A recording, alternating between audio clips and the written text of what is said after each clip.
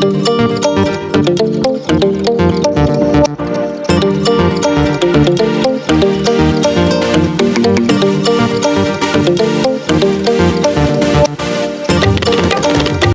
الخير عليكم، ازيكم عاملين ايه؟ يا رب تكونوا بخير. النهارده جولتنا هتكون في دبي. انا النهارده في القريه العالميه، واللي ما يعرفش القريه العالميه او ما شافش فيديو ليا قبل كده من القريه العالميه، هي عباره عن تمثيل لكل الدول العالم. كل دوله بتبقى البارتيشن بتاعها او المعرض بتاعها معمول الديكور بتاعه على اشهر حاجه في الدوله ديت، وبيبقى جوه كمان الحاجات اللي بتتباع بتكون حاجات اللي مشهوره بيها ومنتجات اللي بتكون مشهور بيها الدوله ديت. فانا النهارده هاخدكم في جوله كده على طول سريعه تشوفوا اسماء الدول والحاجات اللي موجوده هنا اهوت. انما انا حبيت ان انا ابتدي الفيديو دوت ونخش اول دوله. انا بوريكم على فكره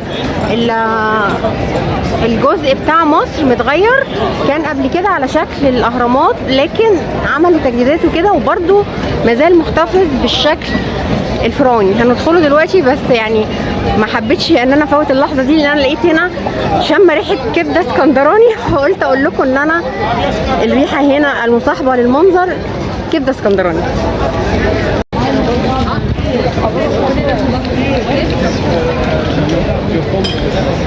طبعا هنا هتلاقوا برضو الحاجات ايه اللي احنا مشهورين بيها في مصر، يعني هتلاقوا معظم الحاجات بتاعت الخان الخليلي تقريبا واللقطان، لان دي الحاجات اللي مشهوره بيها مصر. معظم الشغل هتلاقوه شغل الخان الخليلي وعبايات وقطان. بصوا اكنكم حرفيا ماشيين في خان الخليلي في مصر. طبعا هو تبع وزاره التضامن اهو، ده الجناح بتاع وزاره التضامن. ديارنا فاتح جوه المعرض اهو، شغل اليدوي بتاعنا.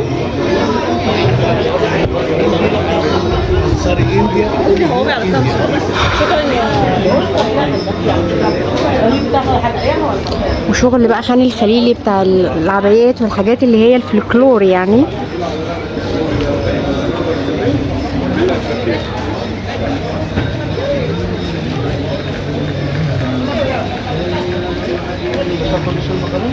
بصوا كل الحاجات بتاعتنا تقريبا، حتى قدر الفول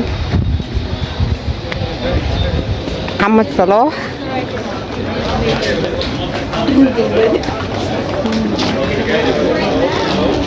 انتوا جايين يا جماعه من خان الخليلي ولا ايه؟ صح؟ عشان انا حاسه ان انا ماشيه في خان الخليلي. الله يخليكم. بصوا الجلاليب برضو اللي هي المصري العاديه المعروفه، القطن المصري اهو قال لكم.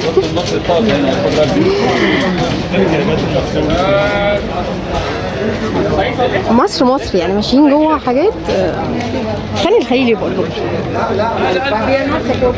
حتى تركيب العطور اهو خان الخليلي اهو. سامعها بتقول لك من مترين خان الخليلي جت لقيت خان الخليلي. عماله اقول لهم اصل انا حاسه ان انا ماشيه في خان الخليلي. انتوا جايين من خان الخليلي يا جماعه؟ جايين من لا على السلامه يا مدام، مش عايزه قهوه. لا والله شكرا. مصري جمال فريش بيحمر الوش ويطول الرمش ويوفر الكرش ويجيب سعاده الفريش. لا ده لازم بقى. على فكره اللي بيجي هنا ما بيصورنيش. لا اهو اصورك، لا اصورك اهو. حلوه الدنيا طبعا جميله. بصوا يا جماعه، ده فرغلي بتاع مصر. فرغلي يا جماعه بتاع مصر برضه فاتح جوه.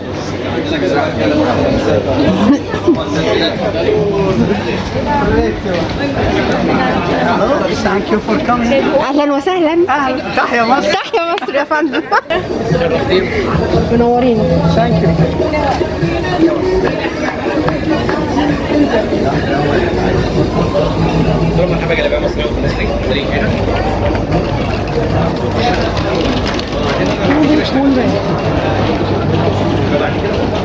بصوا يا جماعه، انا جيت المعرض ده قبل كده الجناح المصري. المره دي في حاجات اكتر وحاجات احسن من المره اللي انا جيت قبل كده ما كنتش راضيه عنها الحقيقه. المره دي في حاجات كتير وحاجات حلوه كتير وتنوع يعني. ففعلا المعرض المصري المره دي حلو جدا جدا عن المره اللي انا زرت فيها قبل كده المعرض.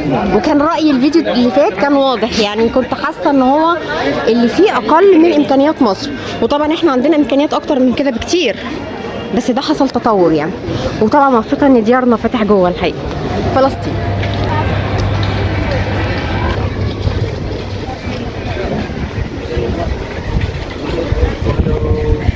هلو هاي.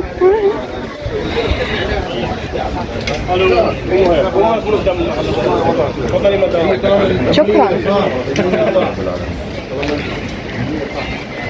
فبصوا بقى في معرض اللي هو خاص بدولة فلسطين هتلاقوا كل الحاجات اللي مشهورة بيها فلسطين الحبيبة، سواء بقى ملابس، سواء زيت الزيتون، كل حاجة.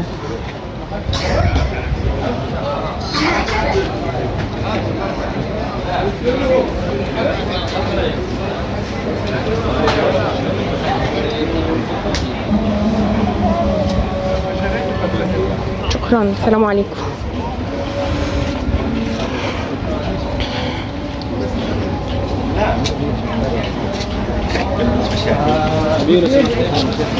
شكرا. الله يخليك. شكرا. طب لا والله ما ترجع. طب هي ايدي هذا زعتر ملكي شغل والدته للشب، تعمل عندها بالبيت، لا بيعمل لها حموضه ولا حرق. شغل نظيف نظيف نظيف. رهيبه رهيبه. يعني اي مكونات زعتر صافي. تسلم ايديك تسلم ايديك. حلوه جدا. شكرا. الله يخليك. تفضلي مدام انا صار تين جوز ورز، تفضلوا نضيف. شكرا والله. جرب التين فريش، بينور الوش، بيشيل الكش ويطلع الرمش. تين هذا جبلي فلسطين. تفضلوا انت بارك فيك. عايشه فلسطين. من عندنا من هون. تين وجوز ورز. تفضلي يا جماعه الحاجه بتاعتهم حلوه جدا، يعني تين فلسطين. شكرا. شو رايك؟ ازيك عامله ايه؟ من مصر. اهلا بيك.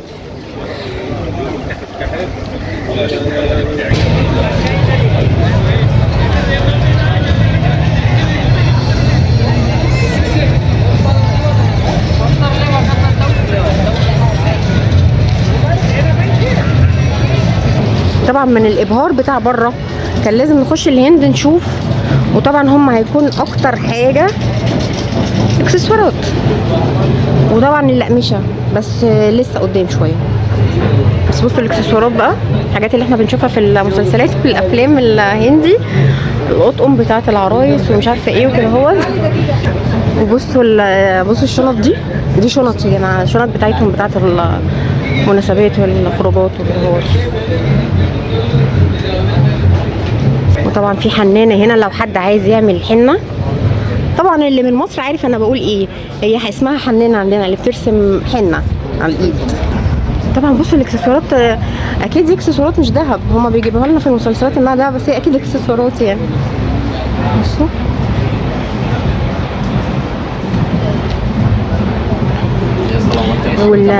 والساري بقى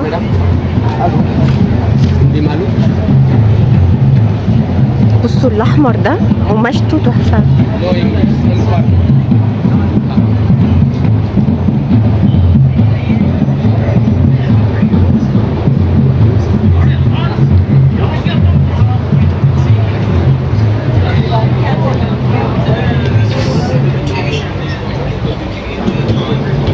بصوا الاكسسوارات دي كاتبين عليها ايه، 2 درهم. بصوا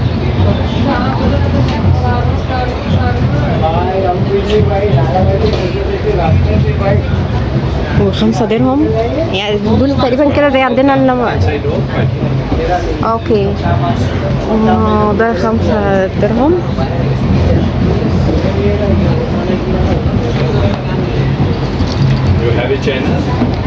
Yeah. Okay.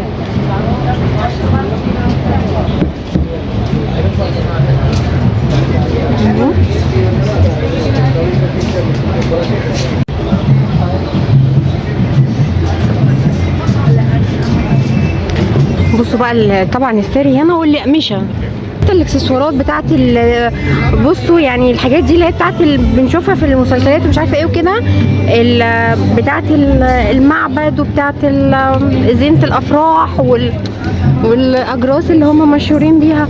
كل حاجه موجوده. الغوايش بقى والحاجات ديت انتوا طبعا عارفين. بصوا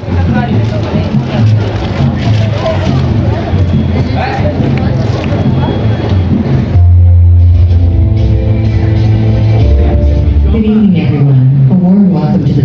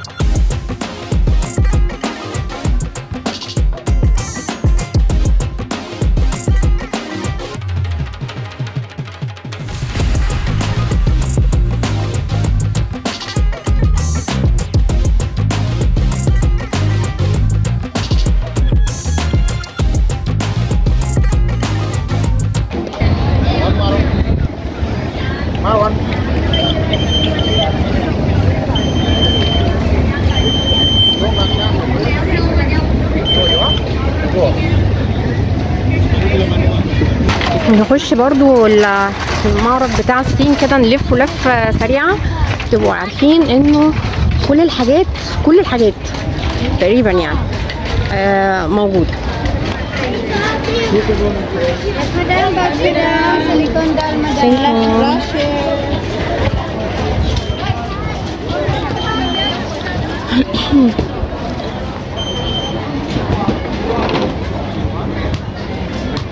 كل الحاجات يعني حتى الجرابات حتى جرابات سانكيو، حتى جرابات بتاعت الموبايلات والسماعات الصيني ومش عارفه ايه.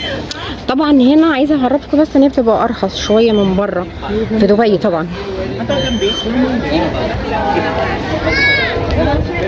ومش كل الحاجات، في حاجات بتبقى هنا مثلا سعرها اعلى، بيبقوا عارفين ان انتوا هنخش نفاصل لان المفاصله دي على فكره عاده دوليه يعني ما تختصش بحد معين، مصريين عرب اجانب كله بيفاصل، فساعات بيبقوا مزودين برضو نسبه يعني. بصوا النضارات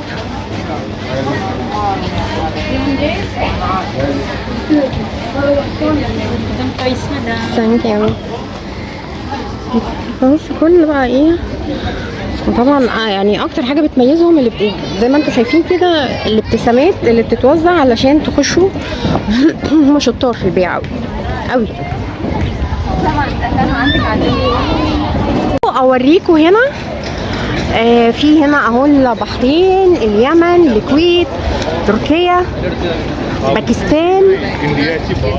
على فكره في يعني تقريبا مفيش دوله مش ممثله هنا. وزي ما انتم شايفين كل دوله واخده حقها واخده المساحه بتاعتها وعلى فكره برضو نسيت اقول لكم ان كل دوله كمان بره البارتيشن بتاعها زي كده. ما انا وريتكم ان عند مصر في حد واقف بيعمل كبده اسكندراني وفي فول على فكره، وعند الهند الاكل الهندي، عند الصين الاكل الصيني. فكل دولة برضو الأكل بتاعها ممثل كجزء من المعرض. في منظر المكان هنا مصنف عائلي، بمعنى انه هتلاقوا عائلات اكتر هي اللي بتيجي سواء عرب او اجانب. انما كمان انا بشوف هنا عرب اكتر ما بشوفها في بقيه دبي كله. بشوف الاسر العربيه هنا كتير. مفيش، شوفوا احنا يعني في اوبن اريا اهو، نو سموكينج، مفيش تدخين. مكان واحد او مكانين بالكتير في كل المساحه اللي انا عماله امشي فيها دي، مش عارفه اجيب اخرها. في مكان يعني وانت واقف كده بس جنبه طفايه ده للسموك. غير كده لا، يعني لو انتوا دخن حد مثلا مدخن وهو ماشي دخن كده تاخد مخالفه في ساعتها. حبيت اقول لكم الموضوع ده انه مش عشان هو اوبن اريا ففي تدخين، لا. اكنكم دخلتوا مثلا الف ليله وليله. بصوا ده جناح باريس، شايفين اهو.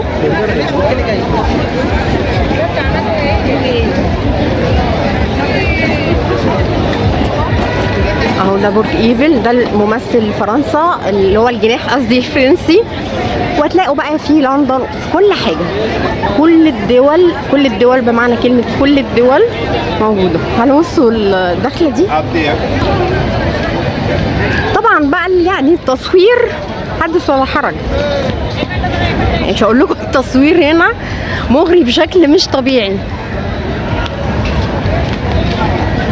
انا حاولت كده ان انا اخدكم في جوله سريعه، عشان انا متعوده لما بروح في مكان باخدكم معايا وبفرجكم على كل حاجه زي ما انا بشوفها، بخليكم تشوفوها بعيني انا. فدي كده كانت جوله سريعه للقريه العالميه، يا رب تكون عجبتكم، واشوفكم في جوله جديده، والسلام عليكم.